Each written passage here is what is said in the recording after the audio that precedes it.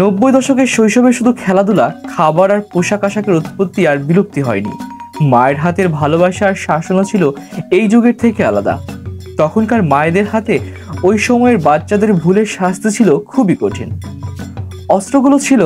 ডাল ঘুটনি, চিরুনি, চামচ সহ নানান দেশীয় অস্ত্র। আবার কখনো কখনো সঠিক কী কারণে মায়ের হাতের মার খাওয়া হলো সেটাও বুঝে ওঠা সম্ভব হতো না। আজকে আপনাদের সামনে 90 দশকের শিশু কিশোররা যে সকল অদ্ভুত বিষয়ে ঘরে মার খেত তাই তুলে ধরতে এসেছি। যেমন, মার খাবার পরে কাঁদলে, মার খাবার পর না কাঁদলে, না মারা সত্ত্বেও কান্নাকাটি করলে, খেলা নিয়ে বেশি মেতে থাকলে, খেলতে গিয়ে মার খেয়ে আসলে বা কাউকে মারার নালিশ আসলে, বড়দের আড্ডায় ঢুকে পড়লে, বড়দের কথায় উত্তর না দিলে, বড়দের কথায় বাঁকা উত্তর দিলে, অনেক দিন মার না খেয়ে থাকলে, কেউ উপদেশ দেওয়ার সময় গুনগুন করে গান করলে, বাড়িতে অতিথি এলে বা কারো বাড়ি গিয়ে সালাম না করলে, অতিথি এলে তাকে খাবারের প্লেট দিতে যাওয়ার সময় প্লেট থেকে খাবার মুখে নিয়ে ধরা পড়লে, অতিথিরা খাওয়ার সময় খাবারের দিকে হা করে তাকিয়ে থাকলে, আবার অতিথিরা বাড়ি চলে যাওয়ার সময় তাদের সাথে যাওয়ার বায়না ধরলে, খেতে না চাইলে, সন্ধ্যায় নামার আগে বাড়ি না ফিরলে,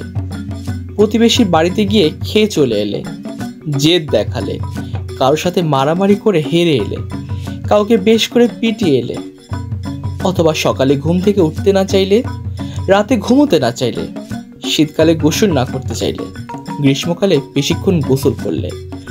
অন্যের গাছ থেকে আম পেয়ারা পেরে খেলে, স্কুলের টিচারদের কাছে মার খেয়েছি এই খবর পেলে,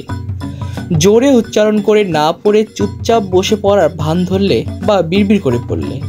পড়ার বইয়ের মধ্যে গল্পের বই রেখে পড়ছি এটা ধরা খেলে, পরীক্ষার আগে টিভি দেখলে, দুধ খেতে না চাইলে, আচার চুরি করে খেলে, উষ্টা খেয়ে পড়ে গেলে উঠে আবার মারা হতো,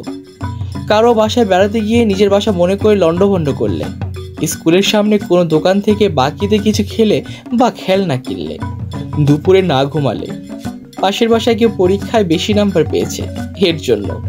খাতার পৃষ্ঠা নষ্ট করলে, বই দাগাদাগি করলে, শোকেস থেকে নতুন প্লেট বা গ্লাস বার করলে, পুকুরে গোসল করতে করতে চোখ লাল করে ফেললে। সত্যি বলতে সেই সময়ের এই শাসনগুলো কষ্টের হলেও আজ কেন যেন মনে পড়লেই হাসির কারণ হয়ে দাঁড়ায়।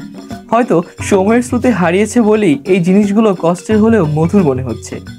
90 দশকের বিলুপ্ত বিষয়ে নির্মিত সকল ভিডিও পেতে চ্যানেলটি সাবস্ক্রাইব করুন। ধন্যবাদ ভিন্ন কিছুর সাথে থাকার জন্য।